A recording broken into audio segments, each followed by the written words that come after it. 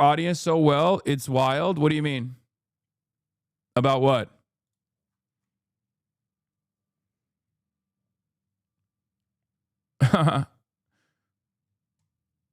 About loving the soundboard? Yeah. Of the evening. Well, yes, it's an absolutely cataclysmic result. Cataclysmic result. The HasanAbi is the parasocialists in the fucking UK are rising up, lads. Rising the fuck up, lads. Fucking hell. Effectively, they've lost something like half of their support from the last general election. Less than 2 years ago, of course, have switched across to the Green Party, who've won by an absolutely stonking margin.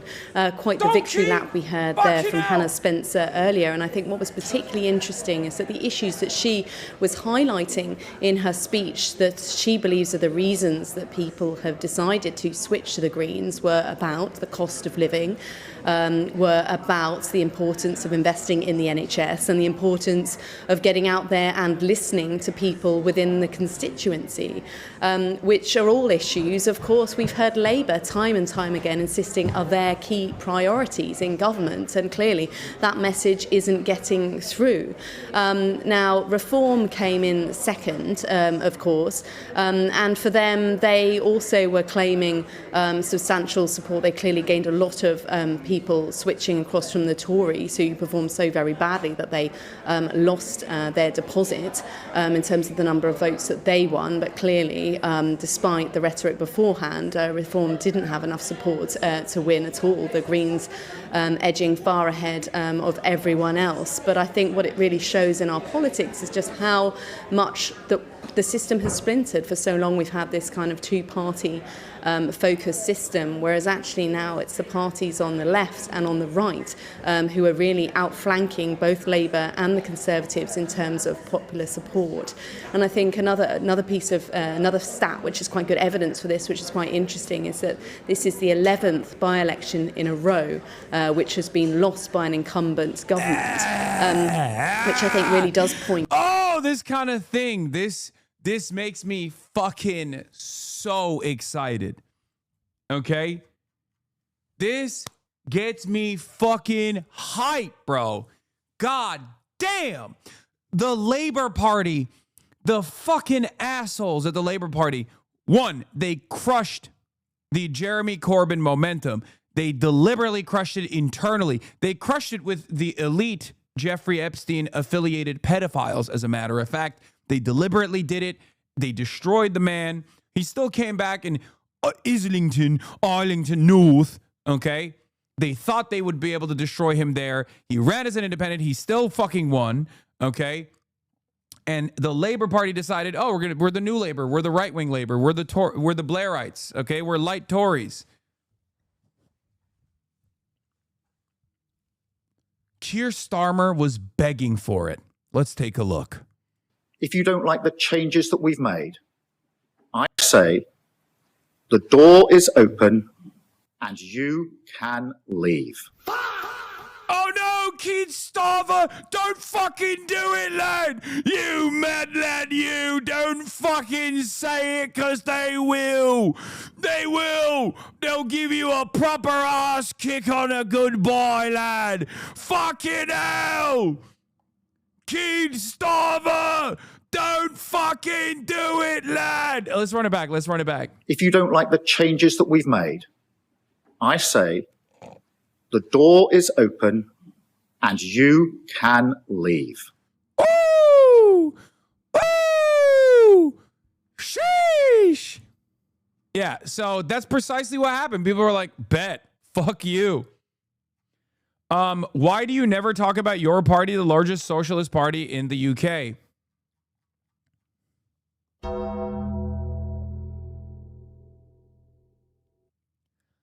Because it's embarrassing. Okay? You think I wouldn't be a fucking major fucking advocate for your party? Are you stupid? I like Zara Sultana. I like Corbyn. I like I like having a principled socialist party. But I don't know if you noticed it, but Corbyn himself was saying like that they're aligned with the Greens.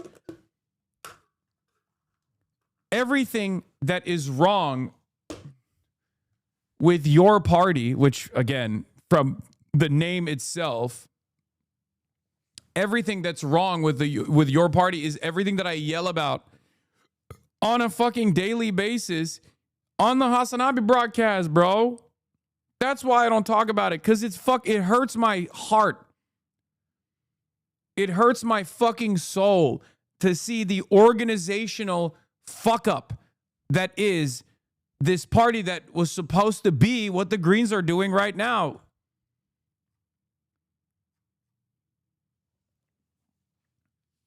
That's it. That's it. Like, your party's polling is disastrous. It's fucking disastrous, dude. And there's a reason for it. Yeah, statement on Gorton Denton by-election. Huge congratulations to Hannah Spencer on an inspiring and well-deserved victory. Against the poisonous rhetoric of reform and the cynical do-nothing politics of labor, Hannah showed that hope for a different world can win. Moving forward, your party will work together with the Greens as friends and allies, not opponents, which makes sense because, like, Corbyn doesn't, for me, I feel like he doesn't give a shit whether he's at your party or not. Okay? And I never really covered it, and I think that's part of the reason why a lot of people are just, like, oblivious to what happened there, but there was a lot of there were a lot of fuck-ups in their development, and it was supposed to be this beautiful thing. It was supposed to be this actual, like, new party that comes in and sweeps away at the base of labor with a prominent labor figure like Corbyn and other former labor figures that were cast aside from the party as the Labor Party swapped back to being a right-wing party. It was always somewhat of a right-wing party, but, like, you know, the party that it became under the helmsmanship of Kid Starver. And it was a fuck up. It was a spectacular failure. They literally had tremendous fucking infighting, and they literally aired their dirty laundry every step of the fucking way. They could not even get off the ground before they imploded, man. It's ridiculous. And I say this as someone who is a obvious major Corbyn head. I'm a huge fan of Corbyn. I think he's one of the most sincere people in politics in general. He's one of my favorite politicians. I have multiple fucking t-shirts with his goddamn face on it. Okay. I rode hard for Corbyn, especially when everyone was like, oh, he's anti-Semitic. He's anti-Semitic. And I fucking did not even give that any ground whatsoever. Zach Polanski did at the time. He has obviously evolved in his views, and I hope he has identified what caused him to feel that way and won't get duped in the future. But the reality of the matter is, like, I was there. I was there the entire fucking way. I was there the whole way with Corbyn. So don't come to me and be like, whoa, why don't you fuck with your party? And I like Zara Sultana too. But it's ridiculous. They had no fucking messaging discipline whatsoever. They had no messaging discipline whatsoever. They were so disorganized. There was so much infighting taking place, and it happened in fucking real time. And all these people that were so excited about it literally felt like they left with a bad taste in their mouths. I'm not even attacking your party in general. Like, I wish I wanted to be good. I wanted to be fucking good. I wanted it to be serious. Okay? Also, the name is ridiculous, but it doesn't matter.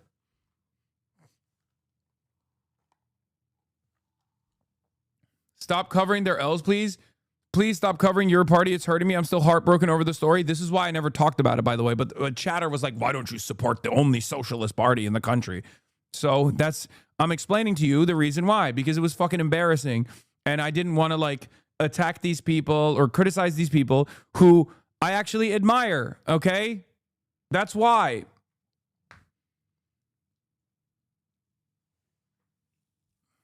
That's why I didn't cover it. Because it hurts. It hurts to acknowledge it. But if you ask me what it is, this is it. Anyway.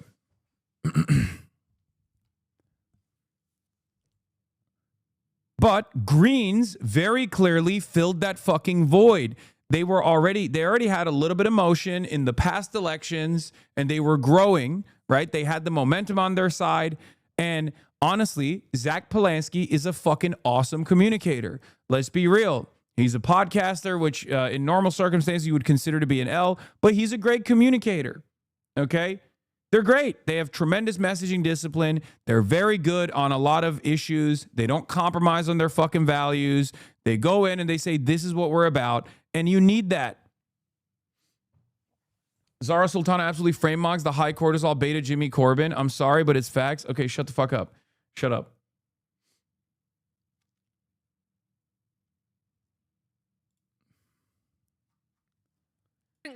Anyway, it's just like, I don't care who is advancing the cause, okay? I don't give a shit what party their affiliation is. If they are centering the working class and their needs, and they're there to fucking defend against fascism, if they're anti-fascist, I'll ride with them, okay? I'm agnostic on this stuff. Do I wish that there was a disciplined Marxist-Leninist traditioned socialist party in the fucking country? Absolutely. That would be fantastic, but they don't have it. So what are you supposed to do? Or the ones that like kind of exist are 8 fucking people, and their average age is like 87. Okay? Shut up.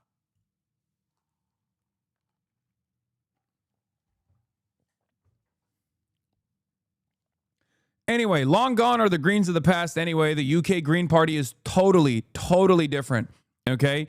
You're talking about a person who's a plumber, a socialist, anti-racist, champion of the working class. Hannah Spencer's victory speech was a banger. We are sick of hard work making other people rich. Massive blow to Starmer's genocidal Labour Party. This was an anti-Zionist, a principled anti-Zionist vote. Okay? Your party is the British reinvention of DSA. Sultana and Corbyn's feud has been very emblematic of the left-right feud in DSA. It's not bad that they're struggling this out. A line has now been set, and they can get to work as a socialist party now, hopefully. Dude, I don't care.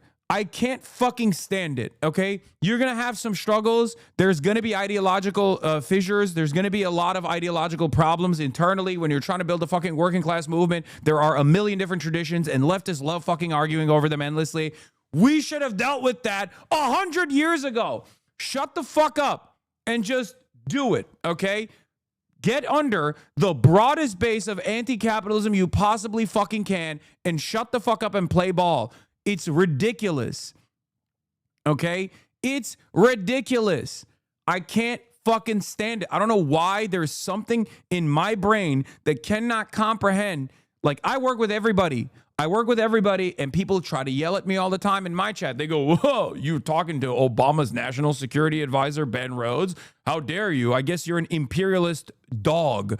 And it's like, shut the fuck up, okay? Shut the fuck up. Shut the fuck up. You have to work with people. You have to talk to people. You have to fucking hear where they're coming from, and you have to convince them about your values. If you don't fucking do that, you're not going to win shit. Shut up.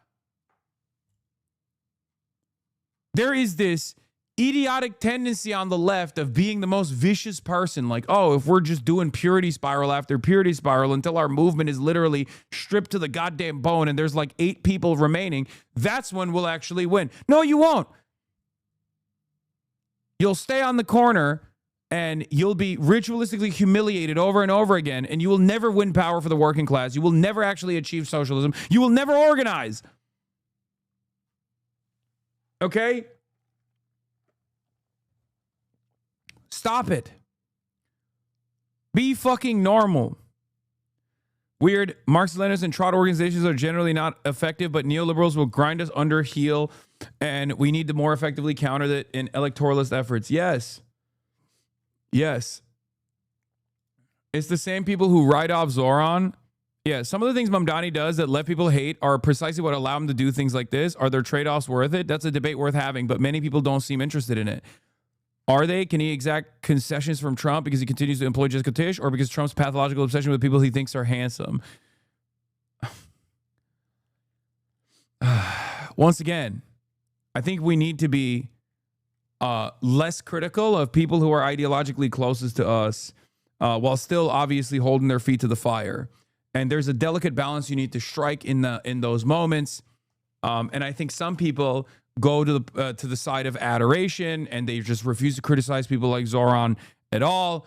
And then there are others who are unimaginably critical, like they're the people that are like, Zoran is a social fascist. Zoran is a social fascist and an ultra-Zionist that must be assassinated. It's like, okay, well, you're a fucking psychopath, okay?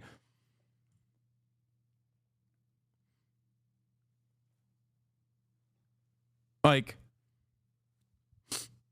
this is what we got. You have to work with what you have. It's that simple. Anyway. Secret agent Starmer destroying the party from the inside. It's difficult because he is so odious and nasty, but we must now hope Starmer stays as long as possible. He's quite literally voter repellent, and he's permanently dismantling the awful Labour Party the longer he stays, which is necessary historical task. Yes, for many, many years, I would have abso-fucking-lutely said, this is the wrong approach. You got to fix the Labour Party from within. But now that there are alternatives out there with viability, fucking kill it. Okay? Fucking kill it. Kill it. The good ones will come to whichever fucking party you're at. When you build the movement, they will come. Okay? It's over. Let him stay. I hope he fucking stays in power for as long as he can. Because, guess what? There's a secret weapon that's not so secret out there. There are going to be more elections. And when that election time comes around, when Starmer is still leading the fucking party, you can hang the Mendelsohn case around his fucking neck like a goddamn anchor and destroy what remains of the hope that exists within the fucking Labour Party. Okay? There are more elections coming up in the month of May. And when that happens, and if Starmer is still seen as the leader of the party, which a lot of the people I think within the Labour Party are looking at the situation and thinking, ooh, maybe I can take over because he is a unprecedentedly unpopular leader, with the exception of Liz Truss. Liz Truss is the only other prime minister who's been as unpopular as Keir Starmer, and she is like a record breaker, right? Like we know she was so bad that like her reign could not outlive a fucking cabbage, a head of cabbage, right? So, let him stay in charge. And then when the moment is most opportune, you hang the fucking Mendelsohn situation around his goddamn neck. You wrap that anchor around him and you let him fucking sink the entire party.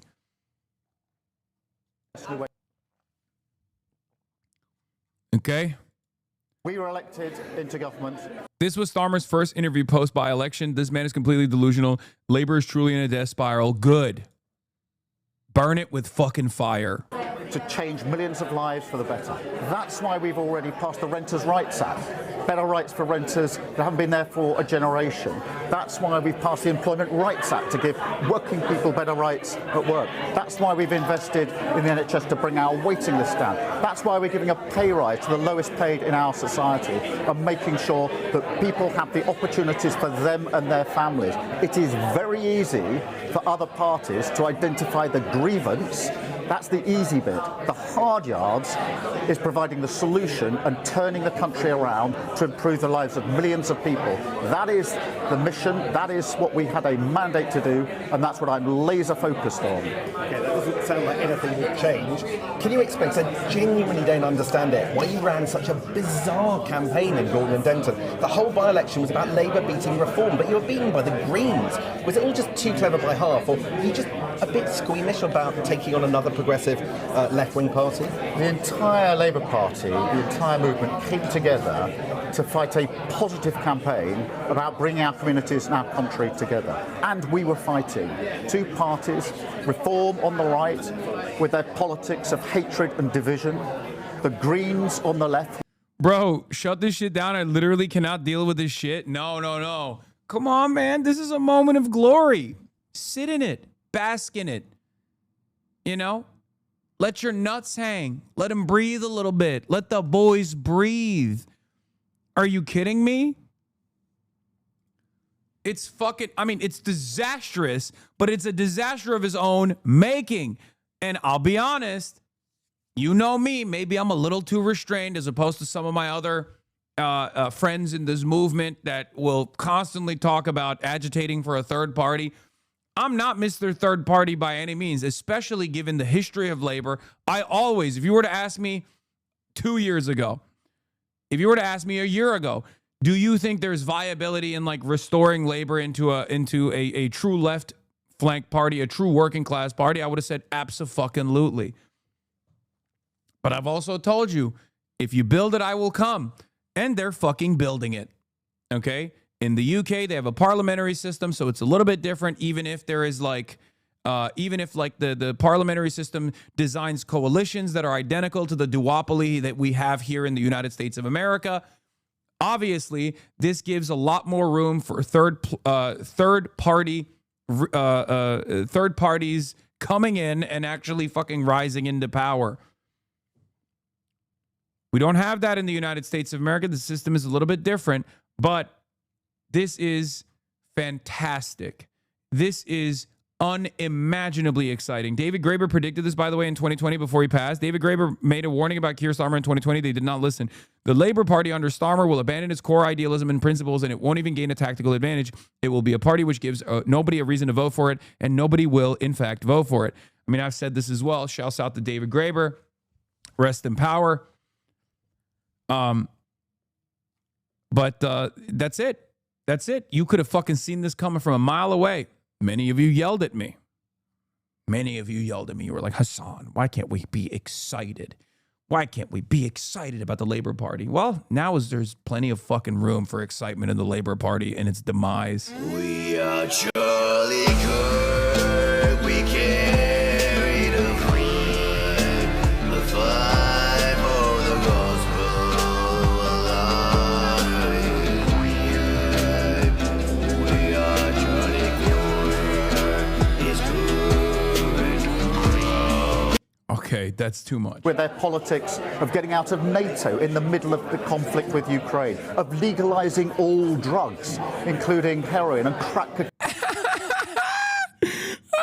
Keep crying, bozo! Keep crying, bitch! Kid starver, don't you got kids to starve? Hey, kid starver, why don't you go prosecute more fucking Palestine action protesters, bitch?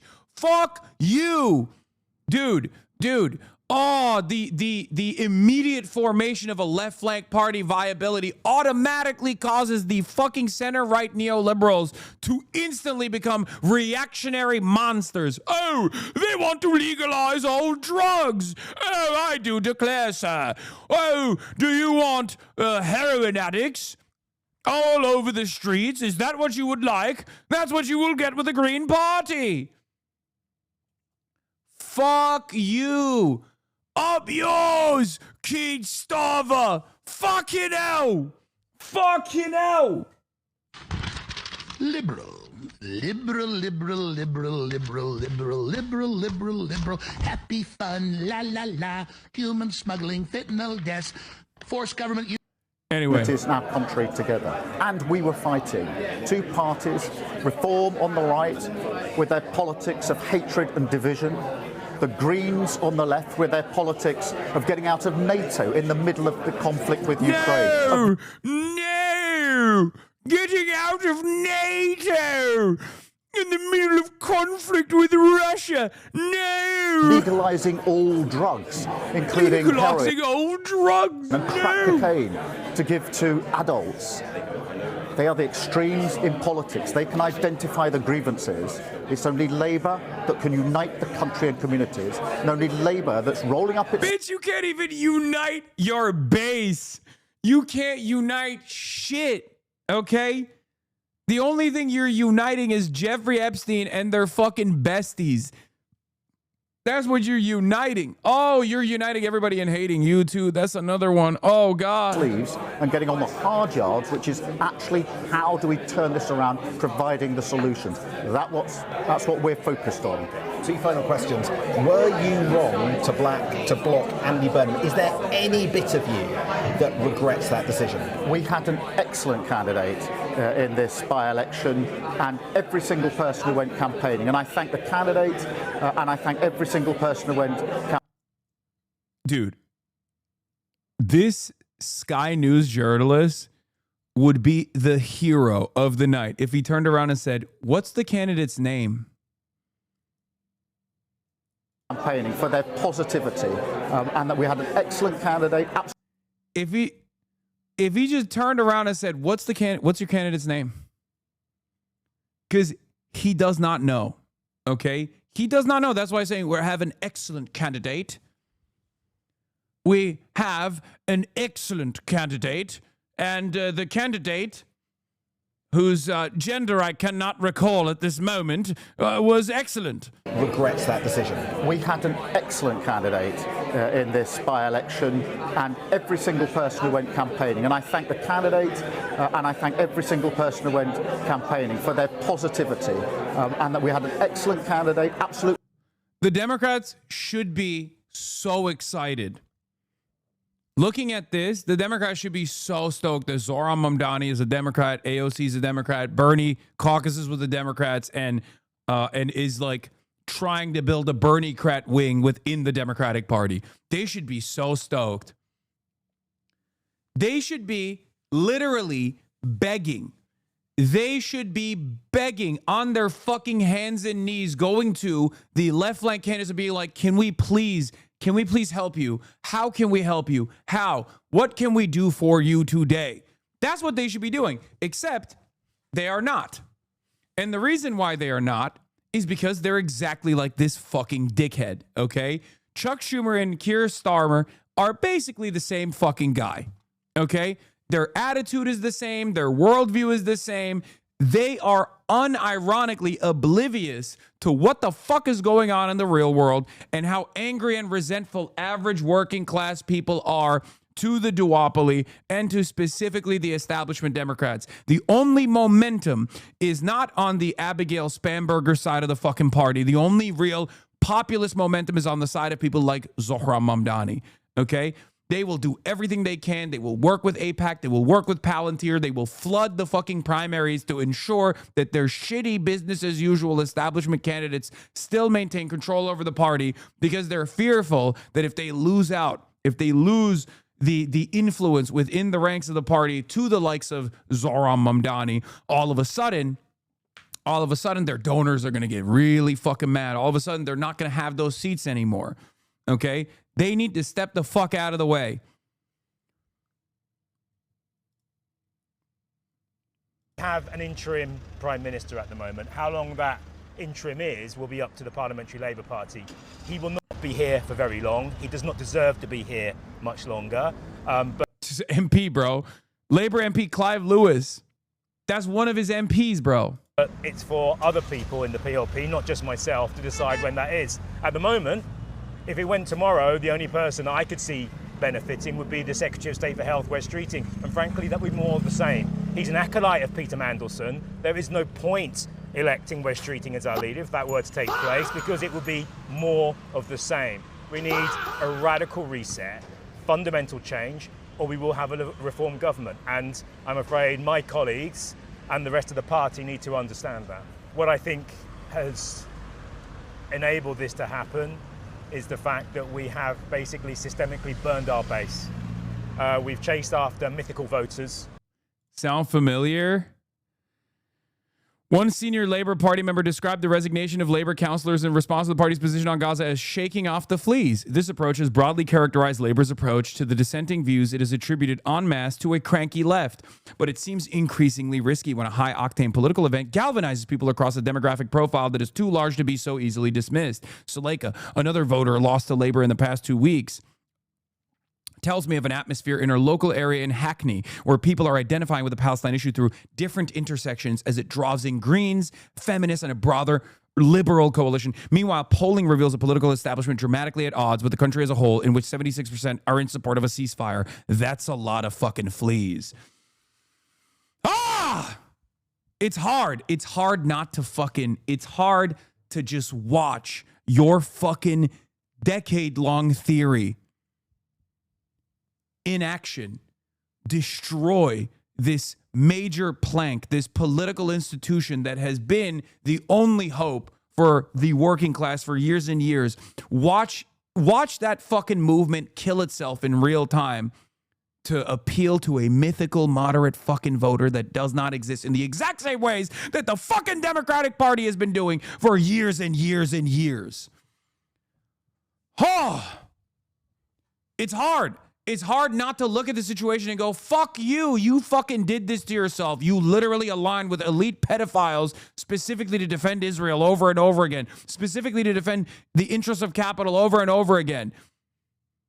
You built this house of shit. Now live in it, dude. Now fucking live in it.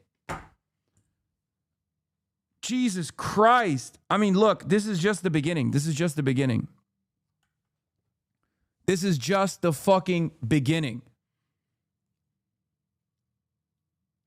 Okay, I'll be honest with you, but you don't have an idea about the realities of British politics. My favorite, give it to me. This is exactly what I kept hearing. This is exactly what I kept hearing from all the fucking labor defenders after Keir Starmer's predictable victory. Oh, give it to me. Come on. Go ahead. Right now, in this moment, coming to my fucking broadcast and telling me I was wrong. Excellent. Multiple chef's kisses. Please, go ahead.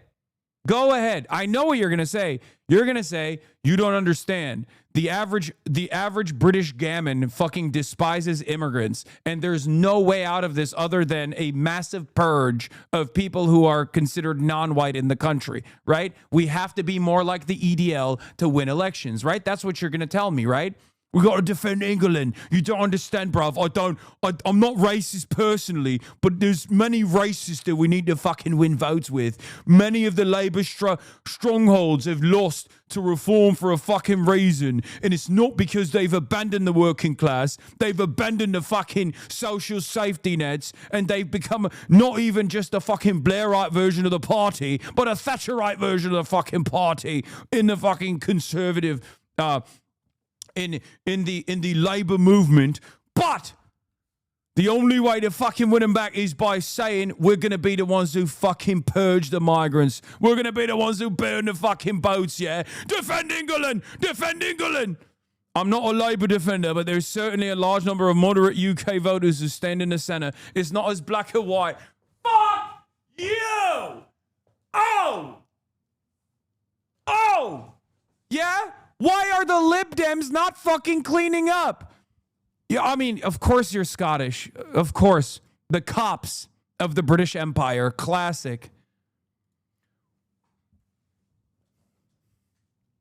Of course that's a Scottish chatter. Epigenetic memory is unlocked all of a sudden. He's like, whoa, I've got to defend the fucking British Empire.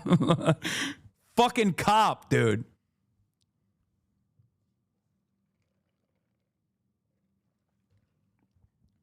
Yeah?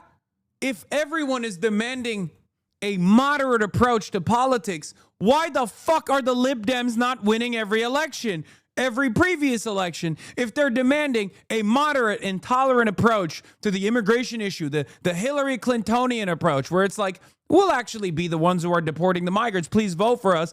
Why the fuck is Labor losing? They're doing just that. How the fuck did they lose to a party run by a gay Jewish podcaster? How did that happen? Perhaps it's because of what he's saying. How'd that happen?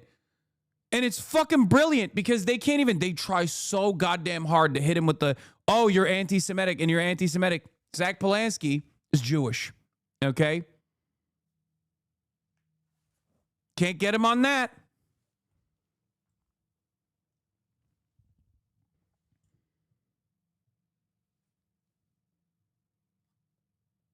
Now what? Now what do you got in the tool belt? Oh, he's too radical. Well, seems like people like that.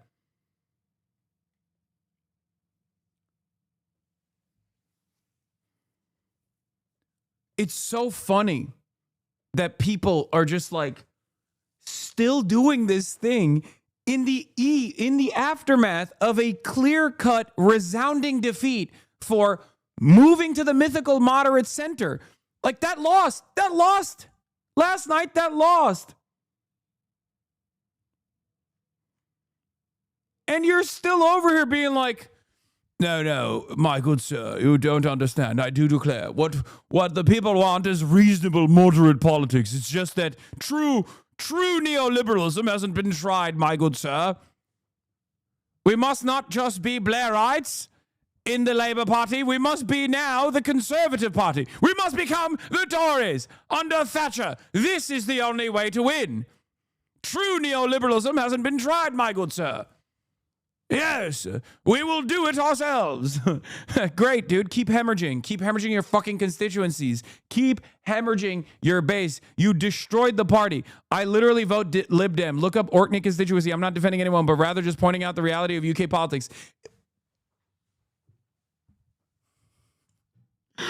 Hey, notice how you fucking told me that I don't know enough about fucking British politics or know nothing about British politics, and I clocked who you fucking vote for?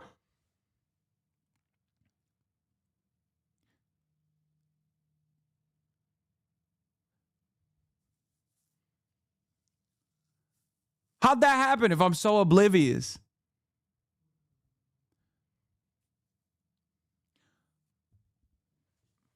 How'd that happen? I'm an American. I'm a dumb American Yankee. How the fuck could I smell the pivot to the center narratives coming from your Lib Dem ass? Barely sentient, the barely existing party. Oh, you don't understand. There's real momentum in the moderate side of things. And I will tell you why there's real momentum. If you noticed, the Lib Dems actually gained votes in this last election cycle. It shows that there's real movement in the center. I know he's Scottish. I can't do the Scottish accent that well, so I'm just going to keep using the fucking posh British accent.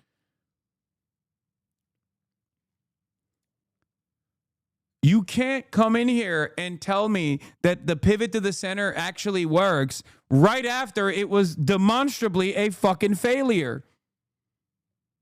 Okay, that's it. You can't do it. Look, listen to the fucking Labour MPs. They're freaking out. Who have no interest in voting Labour. We've alienated a vast swathe of that constituency on issues from Gaza through to immigration and asylum. The whole tone of this government is one that many people, and I heard it on the doorstep, you're not a Labour Party that I recognise. What happened to you? Look, the Labour Party changes, the Labour Party adapts, but it has a core philosophy, which is you want to improve people's lives and you want to have a politics which is inclusive. It doesn't make a difference if your banners say that. Your actual actions, your policies, your behaviour and how you come across to the public is what's important. And frankly, under Keir Starmer and the people around him, we have come across sounding like a pound shop reform. Every single one of these guys rat fuck Corbyn too, by the way. So they can suck me. Anyway, their new excuse, Melbourne. Oh, this was awesome too. Yeah. These guys literally do not understand how solidarity works at all. They cannot comprehend it because they've never done it, right? They don't understand that if you come out and you fucking say, not Clive Lewis, he's a leftist. I thought Clive Lewis also was a part of the rat fucking operation. Maybe not as like aggressive as like some of these other people because he's on the left flank of Labour, but regardless.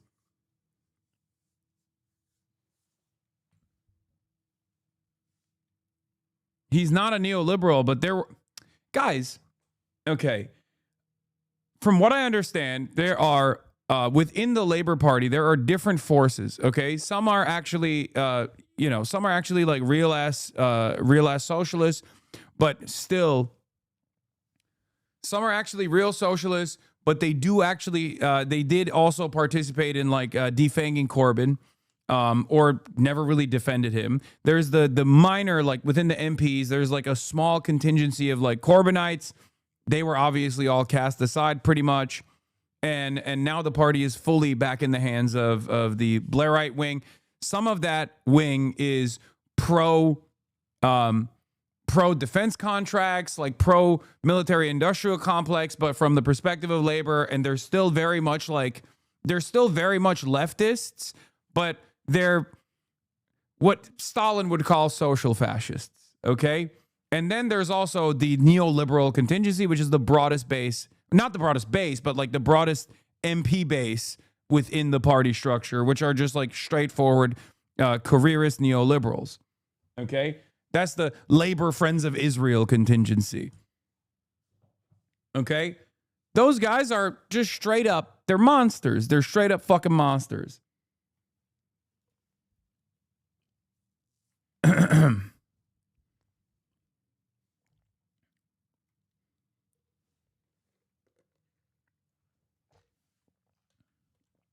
Keep the leftist revolution going. Greens, your ancestors are finally smiling upon the aisles. Yeah, green actually is the new color, is the color of Islam. Okay, that's what the greens actually represent. No more eco-capitalist greens. We are now using the Islamogoshism. That is the new variant of green. Inshallah, woke Sharia is upon us. Okay.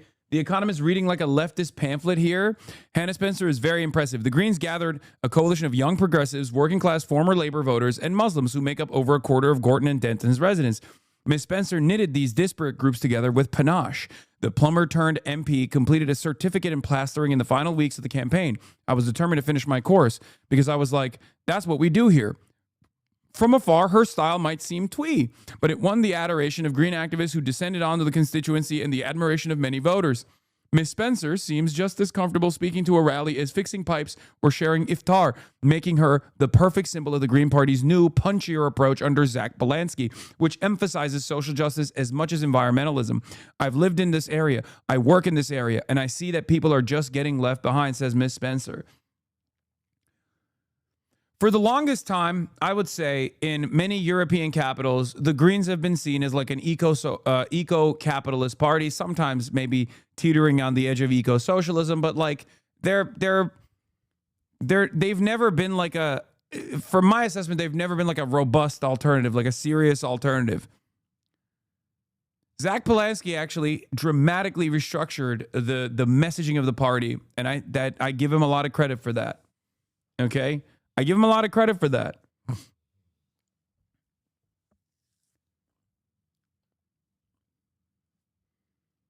This is a very different Green Party, I think. This is a very, very different Green Party.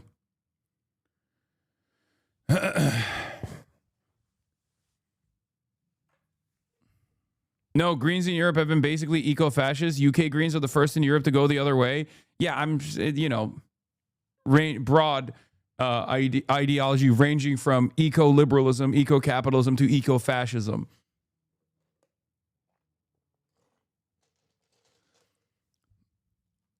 How can you be, wait, what is this? They're definitely better than the Canada Greens. From what I understand, the Canadian Greens are also changing a little bit as well. They're also restructuring as well, for the record. And Canada obviously has an alternative there with the NDP too. And NDP has its own internal drama and his own internal restructuring that's happening right now. There's like the whole, is it going to be Avi Lewis? Is it going to be someone else? But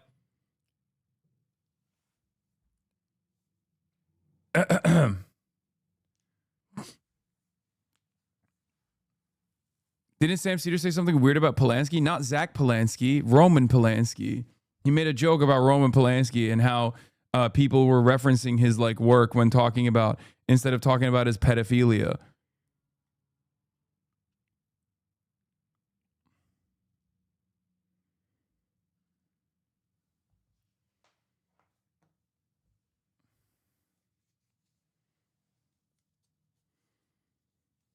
What is this? Sitting backwards in a chair. You know, there was another Green Party the leader that delivered for ordinary citizens and rejected both liberalism and conservatism. Of all of Africa's many charismatic post-colonial leaders, there is perhaps no one quite as mysterious as the late Muammar Gaddafi. The self-proclaimed brother leader who led the North African state of Libya from his entry into power in a bloodless coup in 1969 until his shocking death in 2011. It's true. He wrote a whole book, a green one. At least until very recently, Canadian Greens were just a cult of cranks around one MP. I would be genuinely surprised if it changed for the better, but one can hope. I think so. At least I feel like there's changes happening all around us. Like I said, or not I said, like Gramsci said, the old world is dying. and a new world struggles to be born from its ashes. Now is the time for monsters, but also now is the time for organizing.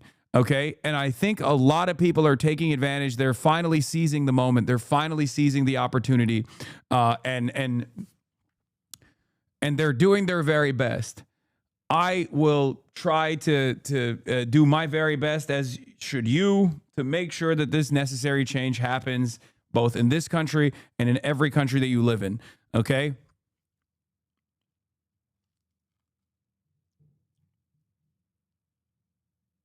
Now is the time of monsters. Sorry. For fuck's sake, you always butcher it. Shut up. Shut up.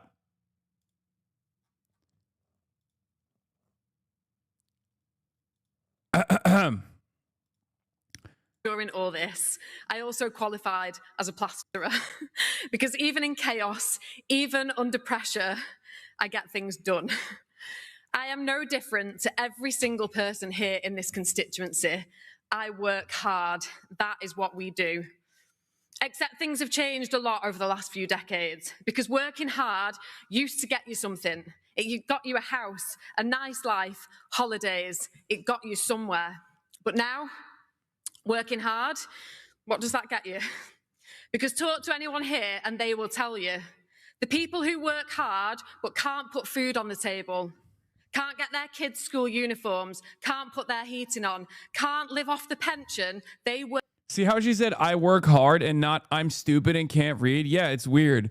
She should have tried being like, I'm a dummy. I don't know how to read. I'm illiterate. Just like you, the stupids. Vote for me, which is a vote for the stupids. You know, just like Gavin Newsom. Confusing why she's not doing that and doing this instead, which seems to be a much better, a much more unifying message. Odd. Worked hard to save for, can't even begin to dream about ever having a holiday, ever. Because life has changed. Instead of working for a nice life, we're working to line the pockets of billionaires. We are being bled dry. And I don't think it's extreme or radical to think working hard should get you a nice life. Ooh! And I don't think that if you're not able to work, that you should still have a nice life. I think that absolutely everybody should get a nice life. And clearly, I'm not the only person who thinks that, because I've made clear my position. I don't understand why is she not talking about the moderate mythical centrist voter that she clearly captivated with her mythical centrist approach. Why is she not talking about burning the boats? I don't get it. When it's obviously an incredibly important plank in her campaign, right? Like when she says we're gonna kill the migrants, like we're gonna arm the working class of England, the gammons, the small business owners, with weapons, with the blunderbuss, so they can shoot directly at the boats coming over. It's just odd. It's odd that she doesn't center the true interest of the working class, which is a principled defense of the Zionist entity. I don't get it. I don't get it at all. Why has she not talked about capping welfare for people who want to have more children, for example? It's just like reasonable austerity that is an absolute necessity. Where is all of that in her message? Why is she winning by centering the working class? That creates surplus labor value for the capital owners. Why is she doing this?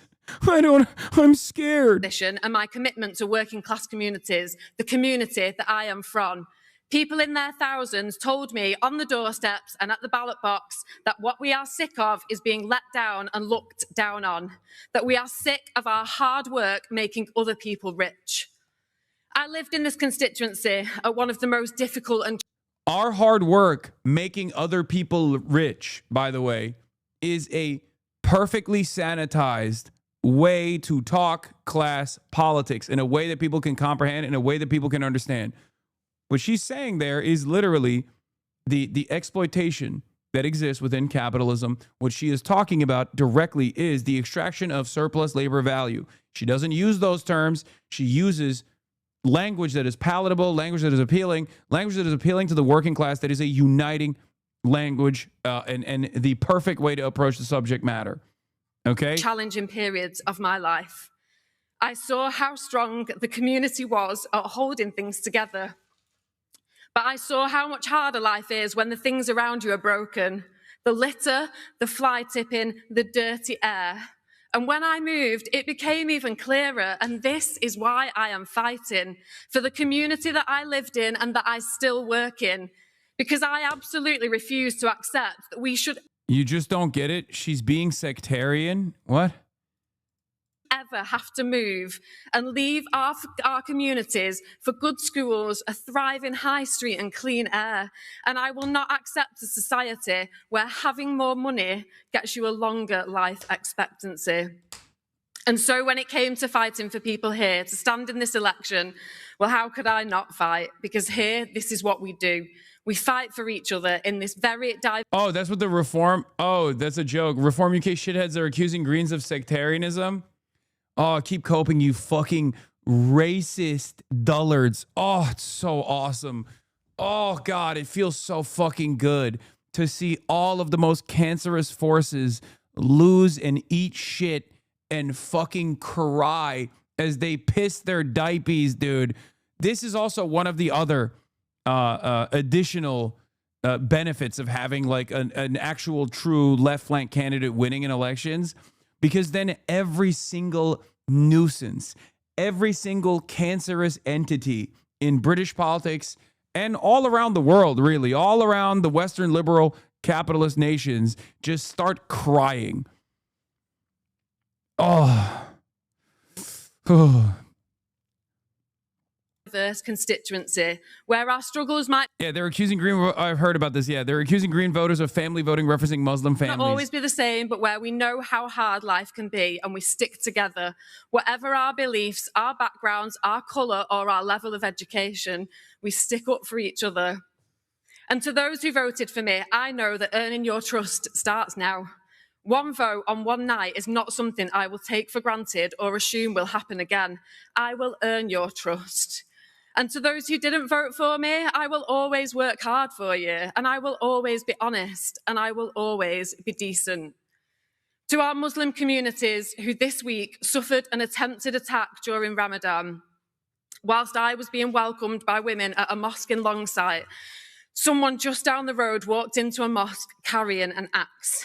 And whilst we were gathered and eating together, an act of terror could easily have taken place. And I can't and won't accept this victory tonight without calling out the politicians and divisive figures who constantly scapegoat and blame our communities for all the problems in society.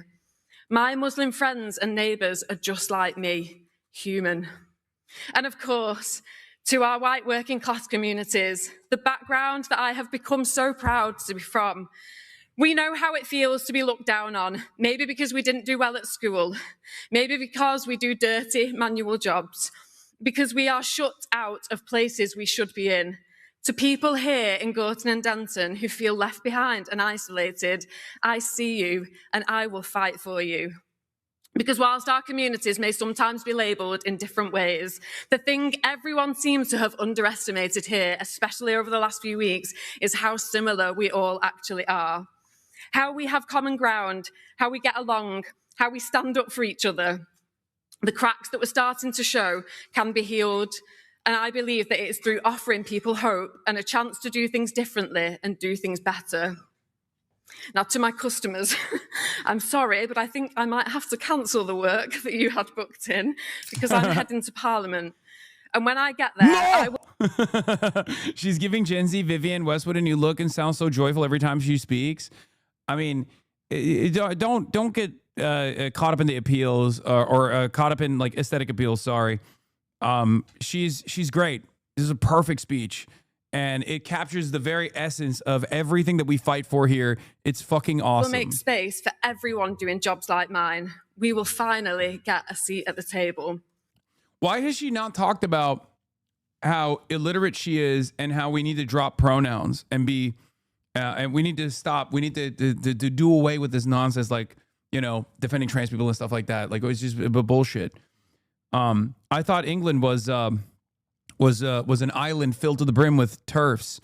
How could anybody win any election whatsoever without issuing concessions to the unlimited amount of transphobia? It just doesn't make sense.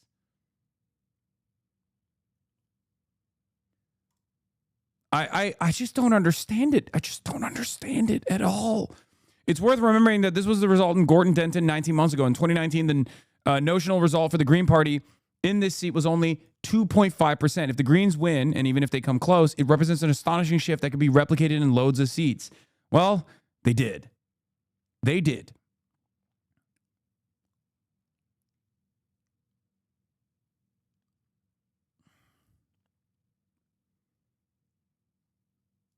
Who's the Nick Shirley of the UK? Tommy Robinson, Yaxley Lennon, who is somehow just as stupid as Nick Shirley and just as compromised by the exact same forces and the same exact countries, as a matter of fact, like Israel. Yeah. Mr. England first. We must defend England. Oi, oi. We got to defend England, which is why we got to talk about fucking... I need to defend England, which is why I'm an agent of Israel now. And America.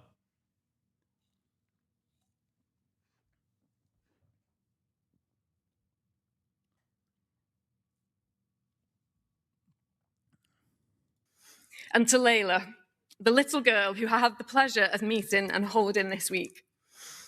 I promised you I would try and improve the world that you are growing up in. I told you that I am not perfect, but that I always try my best.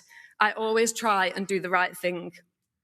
Now, something exciting is definitely happening. And I invite you all to be part of it. Come and join the Green Party so that we can spread hope and win everywhere across the country. Our strength will grow as more and more of us come together. We have shown that we don't have to accept being turned against each other. We can demand better without hating each other. We can do that together. We ran a hopeful campaign backed by thousands of volunteers and activists.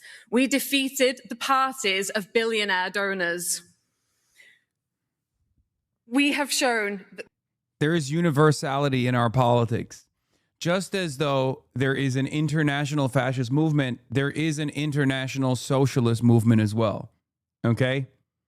If you notice, all of the things that she's talking about, the forces that she had to overcome, whether it be establishment neoliberals on the supposed left flank parties like Labor, or whether it be reactionary racists on the right, like Reform. Notice how she had to overcome all of those different forces, billionaires. It's because we are all in the struggle together, okay? The same exact forces that constantly set and constantly create setback after setback that get in the way of a true left flank candidate that centers the working class exists in the United States of America. It exists in England. It exists everywhere in Western liberal capitalist nations. Okay?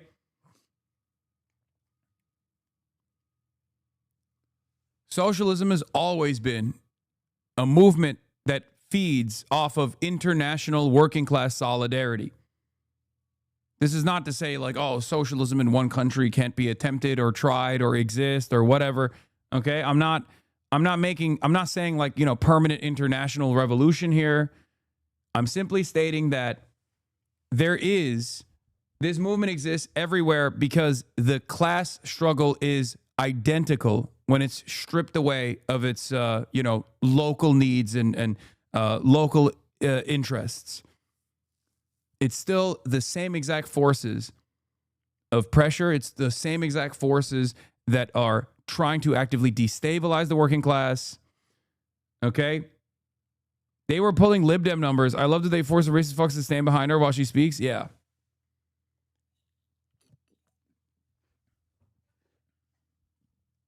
we don't have to accept being turned against each other at all.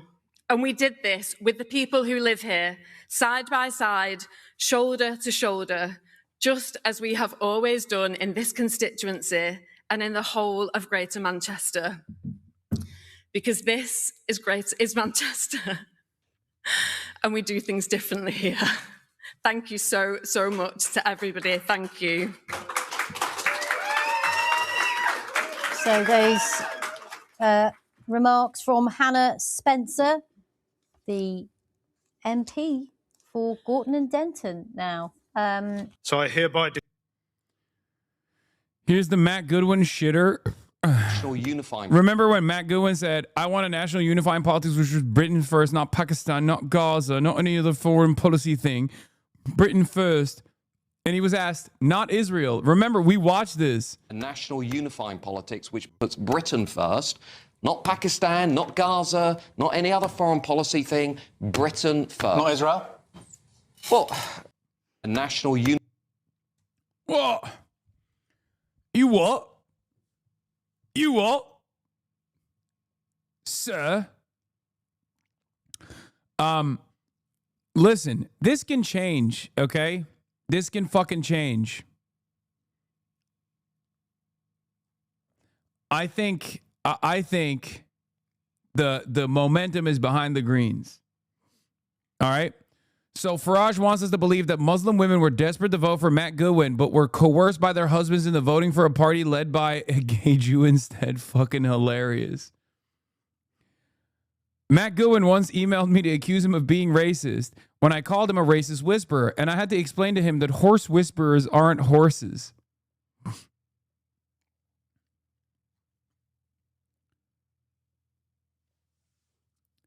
Anyway, here is Zach Polanski's. He's been doing a massive media tour. I've been talking to him as well. I've been trying to get him on. I wanted him to come on the broadcast, but unfortunately, he has gotten 0 minutes of sleep since this electoral victory. So we're working on establishing a good time. Potentially on Sunday, I will be having him on the broadcast to talk to him about where the Greens go from here. I want to do it live. I've been on his podcast already. You guys can go listen to our conversation on his podcast. But here's some of his media. How was legalizing drugs, legalizing prostitution, and greater protection for trans rights and trans people put to a Muslim community in Gorton and Denton? It was put to a Muslim community, and in fact, frankly, the whole community, because the Green Party just ran an election there where they ran an astounding victory of over 4,000 majority. Were those particular policies in your leaflets, your Urdu leaflets? We had Urdu leaflets because people speak Urdu, and we had Bangla. Those policies, were they in there, Mr. Polanski? I mean, what's the assumption behind your question here? Because it sounds... Well, conservative communities might not support... Like, this is so... Oh, God, I hate the fucking media so much. Again, universality in hogs and universality in shitty fucking media figures, okay? Oh, well, you were hiding some of your policies from the Urdu-speaking community. They would not vote for you if they knew you were in favor of making all drugs legal. It's like, yeah. When you're talking to different communities, you show them what you're about. Things that they would be interested in. Okay? That's it. That's it. It's that simple. It turns out you can have a massive coalition around issues that they care about. Okay? That's normal. That's good politics. Okay? You're not duping people. You're simply saying, hey, look. And this, by the way, it goes to the heart of what I always advocate for the Democrats here in the United States of America, which is you go to people and you offer them things that they want, okay? That's how you win fucking elections. That's the whole point of electeds conceding on issues from their base of support, on issues that their base of support are demanding. That's literally the fundamental principle of theoretical democracy. It's so funny that this guy's like, well, you realize your platform is unelectable literally at the moment of victory.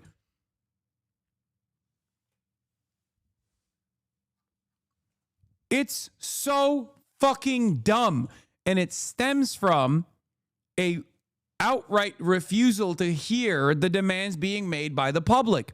Palestine is a great example of this. 76% of the fucking British population is like, enough with this Israel shit. Cut it out, okay? And if no one is going to offer that as a principled stance, the one party that does offer that as a principled stance is going to win elections. It's that fucking simple, okay? That's it. That's it. And it's ironic because these guys also don't realize that I say this as like someone who has tracked affinity polls on Muslims and by religious breakdown in the United States of America, okay? Muslims post 9/11 were no longer a reliable conservative voting bloc at all. And you know what happened as a consequence of that?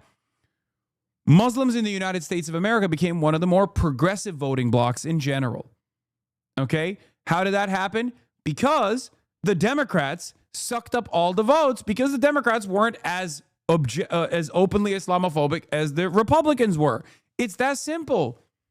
It's that fucking simple. That's how you build coalitions. That's how you get racist voters in the fucking heartland to no longer be racist. You offer them things. You offer them amenities. You offer them you offer them things that they fucking need. And then slowly but surely through that process, they go, you know, these guys aren't so bad. These fucking socialists that I thought were terrifying aren't so bad. They gave me a house. They put a roof over my head. They helped me get health care. I like them. Maybe they weren't wrong on this trans stuff. You know, I don't fully get it. I don't fully understand it. They seem strange to me, but I'm not going to make a big fucking deal about it because you know what's a big fucking deal for me? Having a roof over my head. That's it. It's not so complicated. It's not this like incredibly complicated process. Politics is as complicated as you want to make it, okay? And Democrats love making it complicated. $50,000 in tax cuts for small businesses in urban areas. Like, that's a fucking ridiculous policy. Shut the fuck up. Say you're going to build houses for people. Say the government's going to build houses for people. And say that the people that are going to be building those houses are going to be union members, okay? Good paying jobs with benefits. That's it. It's not that hard. You make it hard for no fucking reason because you serve corporate benefactors. You serve the capitalist class, and you don't want them to get mad at you. And in many circumstances, you are a part of the capital owning class, and that's precisely the reason why it's against your class interest to advocate for the working class.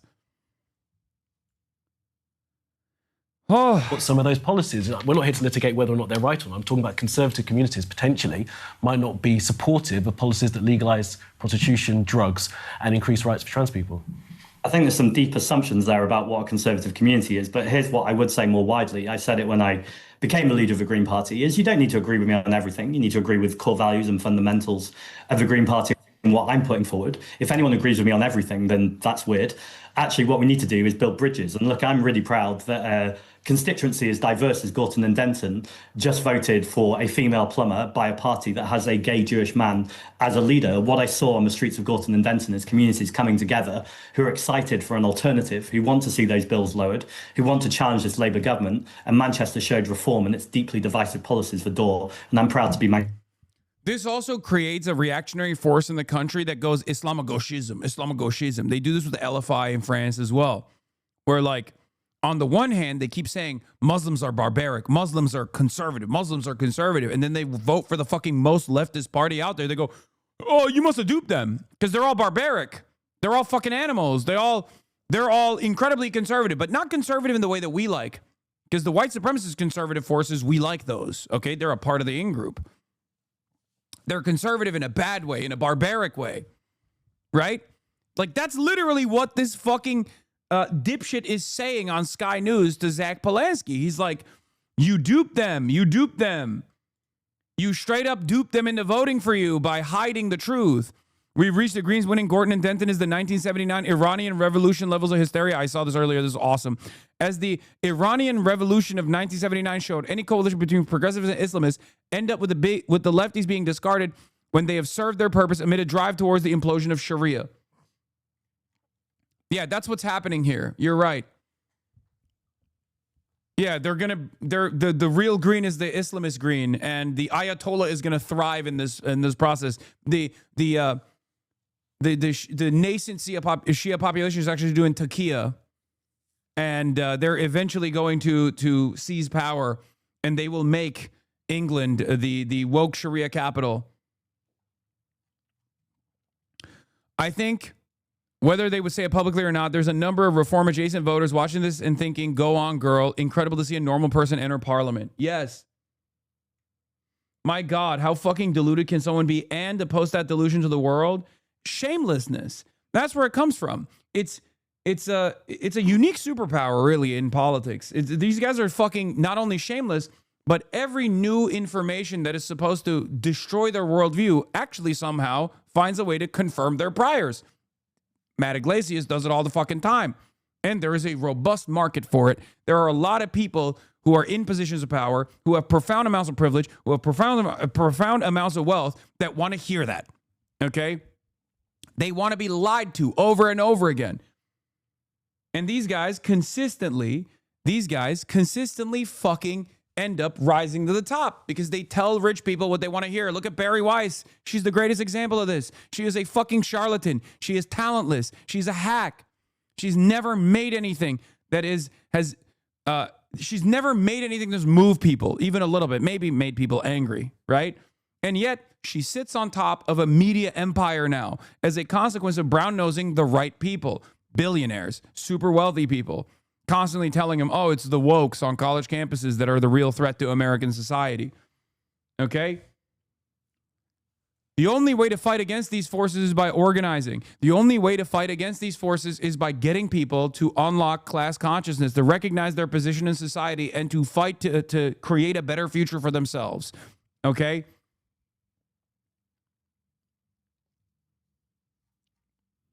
That's it. But yeah, this, alongside the unimaginably successful Zoran Mamdani